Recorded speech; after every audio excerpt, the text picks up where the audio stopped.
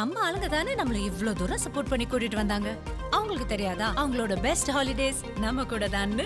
GT Holidays, South India's #1 travel brand. Love சீனில் சிரிச்சிடுவேன். உங்களுக்கே தெரிய வெறும் கேமரா வச்சுட்டு பேசுங்கன்னுவாங்க. இந்த கேமராவை பார்த்து ஒரு காசு ரெண்டு காசு இல்லைங்க சார், 35 லட்சம் ரூபாய்.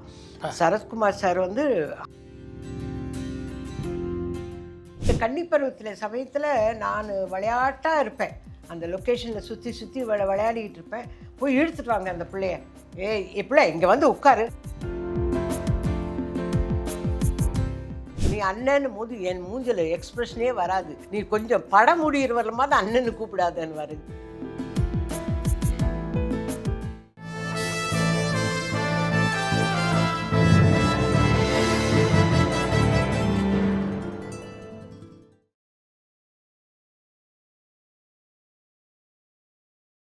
துணி டாக்கேஸ் ரசிகர்களுக்கு வணக்கம். இன்றைய சாட் வித் சித்ரா நிகழ்ச்சியுடைய சிறப்பு விருந்தினர் நடிகை வடிவுக்கரசி. இந்த சினிமாவில் நீண்ட அனுபவம் உடையவர். தமிழ், தெலுங்கு, கன்னடம், மலையாளம் இப்படி எல்லா லாங்குவேஜ் நடிக்கக்கூடிய வாய்ப்பை பெற்றவர். தொலைக்காட்சிகளில் கேட்கவே வேணாம், எத்தனை தொலைக்காட்சி தொடர்கள் அவங்க நடித்தாங்கன்னு அவங்களுக்கே எண்ணிக்கை தெரியுமா அப்படின்னு எனக்கு தெரியல. வணக்கம். வணக்கம் சார். ஏறக்குறைய 48 வருஷம், 400 படங்கள். எப்படி இருக்குது இந்த பயணம்? அது பத்தாது சார். 48 வருஷங்கிறது இப்போ தானே வந்தது. 48 இன்னும் நிறைய பயணப்படணும் சார், நிறைய வேலை பார்க்கணும். அதுக்காக தயாராகிட்டேன். நான் தயாரானேன்னு சொல்கிறத விட இந்த இன்டர்வியூ மூலமாக எனக்கு மறு ஜென்மம் கொடுத்த அவங்க எல்லாருக்கும் நான் நன்றி சொல்லணும் சார். ஃபஸ்ட்டு வந்து சுஹாசினி மணிரத்னம் சார், அப்புறம் ஸ்ரீபிரியா ராஜ்குமார் சார், அப்புறம் கார்த்தி தம்பி, சூர்யா தம்பி, ரஜினி சார், கமல் சார், அப்புறம் சரத்குமார் சார், ராதிகா, இவங்க எல்லாருமா சேர்ந்து எனக்கு பெரிய மேஜர் ஆப்ரேஷன் சார். அதுக்கு வந்து அவ்வளோ காசு என்னால் செலவு பண்ணி இருக்கவே முடியாது. கிட்டத்தட்ட 35 லட்சம் ரூபாய். ஆமாங்க சார். எல்லாருமா சேர்ந்து அவங்க எல்லாரும் எனக்காக கொடுத்து என்னை வந்து மறுஜென்மம் எடுக்க வச்சுருக்காங்க. அவங்க மறுஜென்மம் கொடுத்தனால தான் இன்றைக்கி நான் உங்ககிட்ட வந்து உட்காந்து பேசுகிறேன். இதில் ஏசிஎஸ் சண்முகம் சாரும் எனக்கு உதவி செஞ்சார். நிறைய பேர், நான் யார்கிட்டையுமே கேட்கல, பட் அவங்களா தெரிஞ்சுக்கிட்டு நான் வந்து சர்ஜரி பண்ணிக்க மாட்டேன் அப்படின்னு இருந்தேன். ஏன் அப்படின்னு ஒரு கேள்வி வந்து இதில் வந்து இதை எடுத்து செஞ்சது வந்து சுஹாசினி. அதே மாதிரி ராஜ்குமார் சேதுபதி, அவரெல்லாம் வந்து ஒரு காசு ரெண்டு காசு இல்லைங்க சார், 35 லட்சம் ரூபாய். சரத்குமார் சார் வந்து ஹாஸ்பிட்டல் அப்பல்லோலேயே வந்து டாக்டர்ஸ்கிட்ட பேசி பேசி பேசி அந்த அளவுக்கு இவங்கெல்லாம் சேர்ந்து எனக்கு ஒரு மறுஜென்மம் கொடுத்துருக்காங்க. அவங்க எல்லாருக்கும் இந்த நேரத்தில் நான் நன்றி தெரிவிச்சுக்கிறேன். அவங்க கொடுத்த மறுஜென்மத்தினால இன்றைக்கி நான் மறுபடியும் வந்து உங்கள் எதிர்க்க உட்காந்து பேசுகிறேன். சினிமா உலகத்தில் மனிதாபிமானம் இன்னும் எந்த அளவுக்கு ஜீவித்திருக்கு இருக்குது சார். ஒரு உதாரணம் இருக்குது சார். நான் கூட நினச்சேன், சினிமாவில் நமக்கு யாரையும் அவ்வளோ பழக மாட்டேன்றோமே, பழக்கமும் இல்லை. ஆனால் சுஹாசினி கிட்டே வந்து ஒரே ஒரு விஷயம் கேட்டேன். அம்மா, சிரஞ்சீவி சார்கிட்ட சொல்லி எனக்கு ஏதாவது டிஸ்கவுண்ட் வாங்கி கொடு. யாருக்கு என்ன ஆச்சுன்னு கேட்டாங்க. எனக்கு தான்மா இந்த மாதிரி எனக்கு வந்து வால்வு சேஞ்ச் பண்ணணும்னு சொல்கிறாங்க, நீங்கள் ஏதாவது. ஏன் அவர்கிட்ட நம்ம போகணும், நாங்கள்லாம் இருக்கிறோம்ல, நாங்கள் உங்களை பார்த்துக்குறோம், நீங்கள் எனக்கு அக்காவாக இருந்தால் நான் செய்ய மாட்டேனா அப்படின்னு. ஐயோ இல்லைம்மா, இது ரொம்ப பெருசு, எல்லாருமே ஹார்ட் ஏர்னிங் மணி, இது எல்லாருமே கஷ்டப்பட்டு சம்பாதிக்கிறோம், அந்த நேரத்தில் வேண்டாம்மா அப்படின்னு. இல்லை, அது கிடையவே கிடையாது, டைரக்டர்கிட்ட நான் சொல்கிறேன், டைரக்டரும் செய்வார். அது அப்படி அவங்களாக தான் போய் மற்றவங்ககிட்டலாம் வந்து ஒரு மதர் தெரேசா மாதிரி இறங்கி வேலை செஞ்சு எனக்கு எத்தனை பேரும் வந்து உதவி செஞ்சாங்க. கார்த்திகிட்ட போய் சொல்லும் போது, ஏன் அம்மாவுக்கு இன்சூரன்ஸ் எல்லாம், அதெல்லாம் வேணாம் விடுங்க, நம்ம போடுறோம் இப்போ இன்சூரன்ஸ், நம்ம கொடுக்குறது தான் இன்சூரன்ஸ், நம்ம பார்த்துக்குவோம், நம்ம அம்மா வடிவம்மா வந்து நம்ம அவங்கள கொண்டு வருவோம் அப்படின்னு ஒவ்வொருத்தரும். அதே மாதிரி ரஜினி சார் கம்பெனிலேருந்து வந்தோடனே நான் அவங்களுக்கு பிஆர்ஓக்கு ஃபோன் பண்ணி கேட்குறேன், நான் சொல்லவே இல்லையே ரஜினி சார்கிட்டலாம், நான் கேட்கவே இல்லைன்னு அவர் வாய்ஸ் நோட்டில் அனுப்புகிறார். எனக்கு சுஹாசினி சொன்னாங்க, நல்ல விஷயத்துக்கு தான் சொல்லியிருக்காங்க, நீங்கள் கவலைப்படாமல் போய் சர்ஜரி பண்ணிட்டு வாங்க, கடவுள் இருக்கிறார். அதே மாதிரி 2 நாளைக்கு ஒரு தடவை கமல் சார் வந்து இத்தனை எலெக்ஷன் அது இது நடந்துட்டு இருந்தது, இருந்தாலும் 2 நாளைக்கு ஒரு தடவை அவர் ஃபோன் பண்ணி, தைரியமாக இருங்க, காந்திமதி வந்து சர்ஜரி முடிச்சுட்டு வந்து 15 வருஷம் நல்லா இருந்தாங்க, நீங்கள் அதை விட ஜாஸ்தியாக இருப்பீங்க, இல்லை சார், இந்த மாதிரின்னு தெரிஞ்சால் யாரும் வேலை கொடுக்க மாட்டாங்க சார். எனக்கு வேலை நான் கொடுக்குறேங்க, நாங்கள் கொடுக்குறோம். அதே மாதிரி சரத் சாரும் நான் சொல்கிறேங்க வேலைக்கு. நீங்கள் ஏன் பயப்படுறீங்க? முதல்ல சர்ஜரி முடித்து அழகாக வந்துடுங்க, அதுக்கப்புறம் வேலைக்கு எல்லாரும் கொடுத்த தைரியம் அண்ட் சப்போர்ட் இல்லைன்னா நான் இல்லை. இது வந்து இப்போ இங்கே உட்கார்ந்துருக்கிற வந்து அவங்களோட வடிவுக்கரசி. நான் நண்பர் பேசுகிறேன். வணக்கம். வணக்கம் சார். வணக்கம் வணக்கம் வணக்கம்மா. நான் ஆஸ்திரேலியாவிலிருந்து காணாபிரபா. வணக்கம் வணக்கம் வணக்கம். உங்கள் 2 பேரையும் சந்திப்பதிலே மிகுந்த மகிழ்ச்சி எனக்கு. அதெல்லாம் ரைட்டு காணாபிரபா. வடிவுக்கரசி வரும்போது தான் பேசணுன்னு இருந்தீங்களா? இத்தனை நிகழ்ச்சி நம்ம நடத்தியிருக்கோம். ஒரு நிகழ்ச்சியும் தவற விட மாட்டேன் சார். ஆனா இன்னைக்கு தான் வாய்ப்பு கிடைத்தது. உண்மையிலேயே எனக்கு அந்த மகிழ்ச்சிக்கு சொல்ல வார்த்தை இல்லை. ரொம்ப சந்தோஷம்.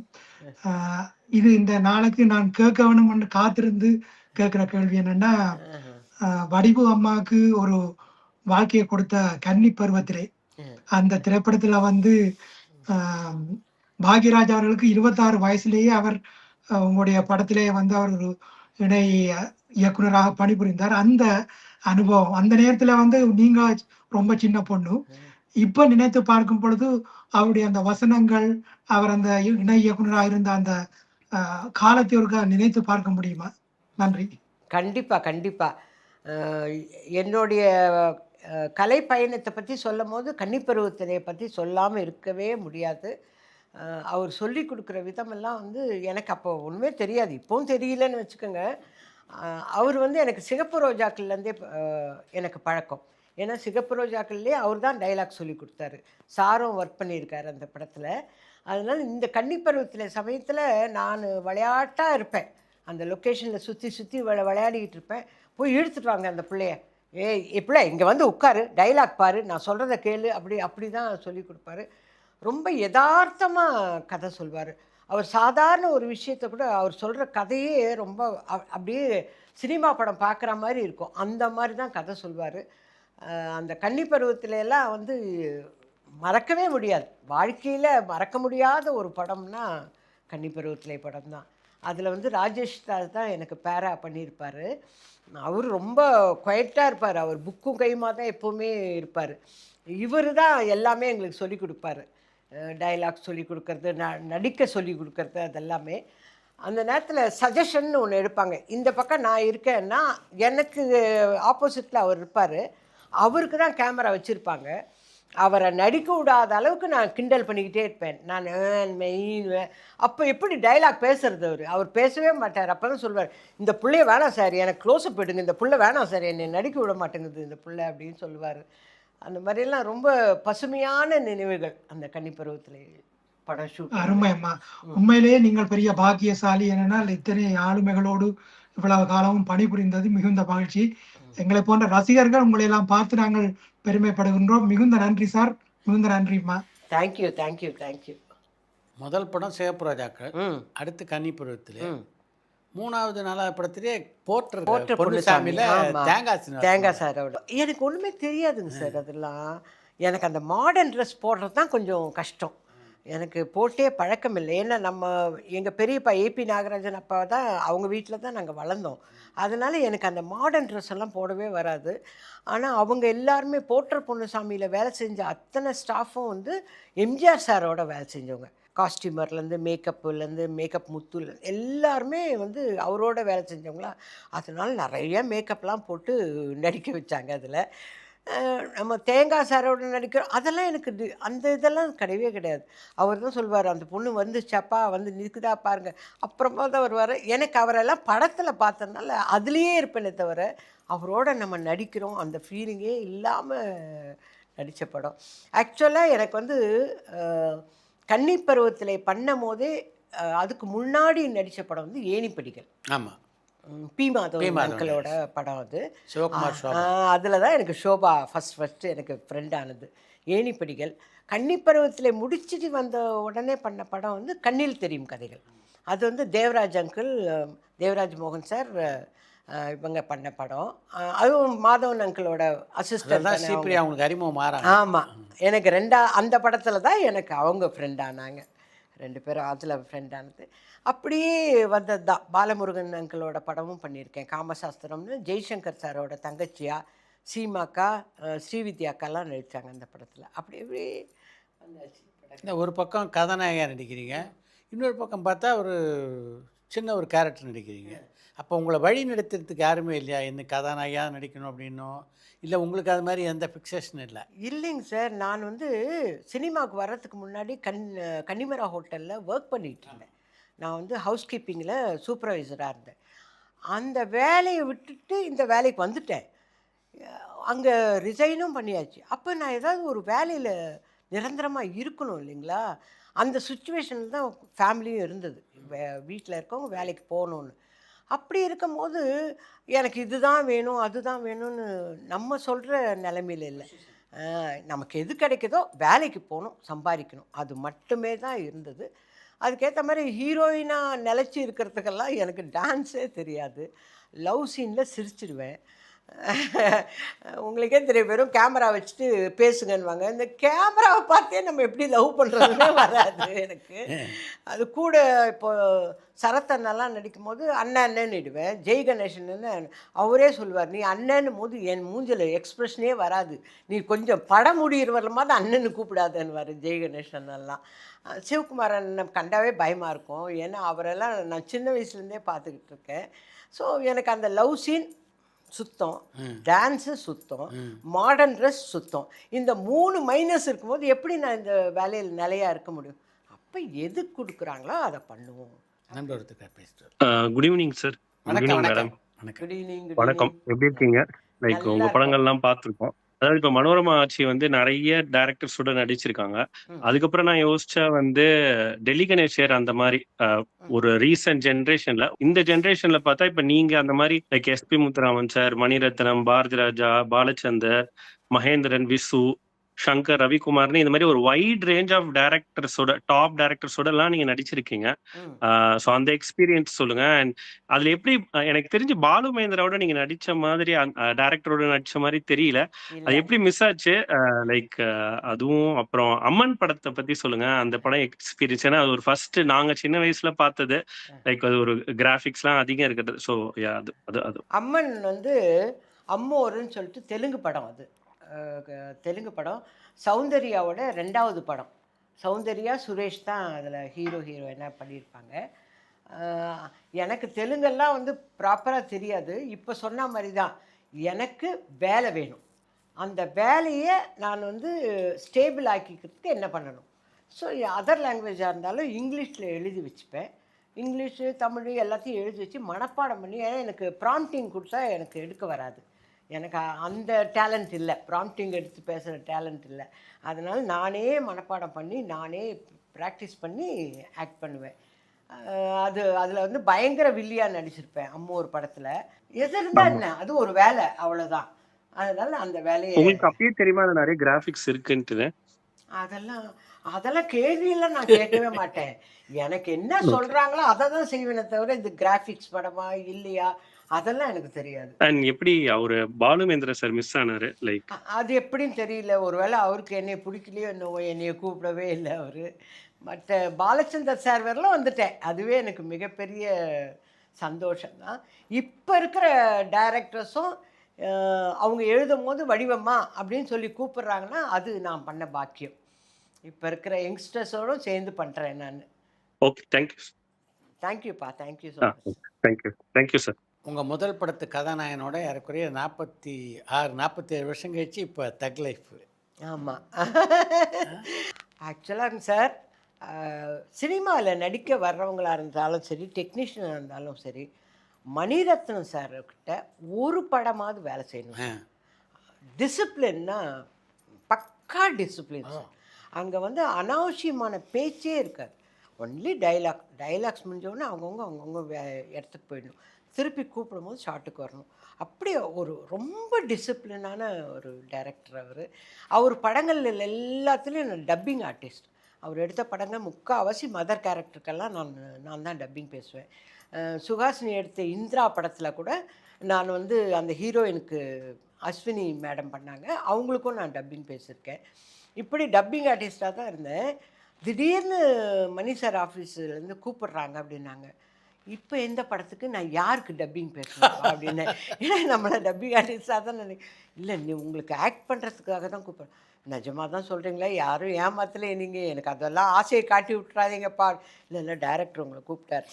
இதே மாதிரி தான் நான் போய் உட்காந்து அவரை ஃபஸ்ட்டு டைம் நான் பார்க்குறேன். மற்றதெல்லாம் யூடியூப்பில் அங்கே இங்கே எல்லாம் ஃபங்க்ஷன் வராருன்றதெல்லாம் பார்த்துருக்கேன். ஆனால் நேரில் மீட் பண்ணதே இல்லை.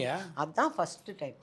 போனோடனே நீங்கள் இந்த படத்தில் ஒரு சின்ன கேரக்டர் தான், தப்பாக எடுத்துக்காதீங்க. சார் நான் நிஜமாகவே என்னை நடிக்க தான் கூப்பிட்டீங்களா சார்? நிஜமாக நடிக்க தான் கூப்பிட்டேன். இதில் வந்து வடிவுக்கரசியே தெரிய வேணாம், வேறு மாதிரி நம்ம பண்ணலாம் சார். நீங்கள் என்ன வேணால் சொல்லுங்கள் சார், எனக்கு நடிக்க சான்ஸ் கொடுத்தீங்களா அதுவே போதும் சார் எனக்கு அப்படின்னு சொல்லிட்டு வந்த கிளம்பும்போது சொன்னார், ஹிந்தி பேசுவீங்களான்னு. ஐயோ எனக்கு அதெல்லாம் தெரியாது சார். சரி நம்ம டியூஷன் வச்சுக்கலாம். இது நம்ம முதியோர் கல்வி மாதிரி ஆயிடுச்சு நமக்கு, ஹிந்தி டியூஷனா? ஏன்னா நம்ம டெல்லியில் இருக்கிற மாதிரி அந்த கதை, அதனால் நம்ம கொஞ்சம் சரிங்க சார் நீங்கள் என்ன சொன்னாலும் சரிங்க சார். போயிட்டு வந்துட்டோம். அப்புறம் ஃபோட்டோ ஷூட் எடுத்தாங்க. அதில் டிஃப்ரெண்ட்டாக இவங்க ஒருத்தர் ஃபோட்டோ எடுக்கிறாரு. அவங்களுக்கு எங்கேருந்து இன்ஸ்ட்ரக்ஷன் வருதுன்னு தெரியல. சரிங்க சார், அம்மாவுக்கு துப்பட்டா வேண்டாம். ஓகே துப்பட்டா வேண்டாம். யார் சொல்கிறாங்க உங்களுக்கெல்லாம்? மேலேருந்து டைரக்டர் ஃபோட்டோ ஷூட்டுக்கு கூட அவர் மேலேருந்து இன்ஸ்ட்ரக்ஷன் கொடுப்பார். அப்படி ஒரு பக்காவாக ஒரு படம் சார் அது. எனக்கு அப்படியே சினிமாவுக்கு வந்த ஆசை நிறைவேறியது மாதிரி ஒரு பெரிய கனவு. இதில் என்னென்னா காம்பினேஷன் வந்து கமல் சாரோட, அவர்கிட்ட எப்படி நடிக்க போகிறோங்கிற பயத்திலே இருந்தேன்.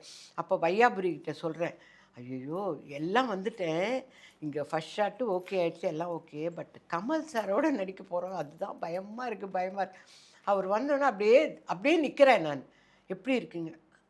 இவ்வளோ தான் பேசுகிறேன். இந்த ஆப்ரேஷன் நேரத்தில் தான் சார் அவர் என்கிட்ட நல்லாவே பேசுகிறாரு. ஆங்கிறேன். அப்புறம் நாங்கள் 2 பேரும் நல்லா இருக்கீங்க, ரொம்ப நாள் ஆச்சுல உங்களை பார்த்து. ஆமாங்க சார் பேசிகிட்டே இருக்கிறோம். அதுக்குள்ளே மணி சார் வந்தார். ஸ்கிரிப்ட் எடுத்து வந்து கொடுத்து, கமல்ஜி இது நீங்கள் பேசுகிற டைலாக், இது இவங்க பேசுகிற, அதாவது அன்னெசரியாக பேசாதீங்க, இதை பாருங்கன்ட்டு போயிட்டார். அந்த சீன் நடிக்கும் போதெல்லாம் ரொம்ப சந்தோஷமாக. அப்போ நினச்சேன், இவர் கூட நடிக்கும் போதெல்லாம் பாப் கட்டிங்லேயே இருக்கிறோமே நம்ம. ஏன்னா ஃபஸ்ட்டு படம் பாப் கட்டிங், இந்த படமும் பாப் கட்டிங்லேயே இருக்கிறோமே அப்படின்னு சொல்லி அந்த சர்ச் ஷார்ட் எடுக்கும்போது நான் அப்படி திரும்பினேன். அதுக்கும் நாட் அலவுடு. உடனே டைரக்டர், அம்மா உங்களேருந்து தான் நாங்கள் அப்படியே போகிறோம். அவ்வளோதான், சைலண்ட் கீப் குவைட்ன்ற மாதிரி இருந்தது. பட் ரொம்ப சந்தோஷமாக இருந்ததுங்க சார். அந்த படமே எனக்கு ரொம்ப சந்தோஷமாக இருந்தது. அந்த படம் மட்டும் போயிருந்தால் வேறு லெவல். கரெக்ட், வேறு லெவல். அந்த மாதிரி ரொம்ப டிசிப்ளினான ஒரு டைரக்டர், பக்காவாக. எனக்கு வந்து காலையில் காரே எனக்கு வந்து 3 மணிக்கு வரும். அப்படியே காலையில் நானே கேட்டேன் ப்ரொடக்ஷன் மேனேஜர், என்னங்க 3 மணிக்குன்றீங்க? ஆமாங்க, 5:30 மணிக்கு ஃபர்ஸ்ட் ஷாட்டுங்க. நான் 7 o'clock கால் ஷீட் கேள்விப்பட்டிருக்கேன். சன்ரைஸ்ன்னு வாங்க, என்னங்க 5:30? ஆமாம் நீங்கள் வாங்கன்னு கரெக்டாக 5:30க்கு ஃபர்ஸ்ட் ஷாட் எடுப்பேன். பக்கா பிளானிங். அதே மாதிரி ஈவினிங் 5:30 மணிக்குன்னா 5:30 மணிக்கு நான் சில டைலாக், அம்மா நான் சொல்கிறேன் ஓப்பன் த டோர் சொல்வேன், நீங்கள் ஓப்பன் பண்ணணும். திக்குன்னு. அப்போ நான் இவர் இருந்தார், சிம்பு இருந்தார். கண்ணு எனக்கு நீட் எக்ஸாம் எழுதுகிற மாதிரியே இருக்குது கண்ணு, டென்ஷனாக இருக்குது எனக்கு. அப்படி அவ்வளோ பக்கா, எல்லாம் பக்காவாக பிளான் பண்ணி. தமிழ் படத்துக்கு இன்ட்ரடியூஸ் ஆன அடுத்த வருஷமே மலையாள படம் இல்லையா? ஆர்எஸ் மனோகர் இருந்தார் இல்லைங்களா, அவரோட தம்பி. கிழக்கு சீமையில் நடிக்காமல் சண்டை போட்டு வந்த உடனே எங்கள் சினிமாவுக்கே வந்து பஞ்சாயத்துன்னா, நானும் சரத்தரனும் ஆடுறதை பார்த்துட்டு சிவாஜி அப்பா வந்து அப்போ ஒளியும் ஒளியும்ல வரும் இல்லைங்களா, அதை பார்த்துட்டு எனக்கு ஷூட்டிங்கில் கேட்குறாரு. இவர் தான் 16 வயதுன்னு எடுத்த டைரக்டர். அப்படியாங்கிற எனக்கு அது ஒரு பெரிய படம், அதெல்லாம் எனக்கு தெரியல அப்படின்னு சொல்லிட்டு வந்துட்டேன். இதை ஞாபகம் வச்சுட்டு தான்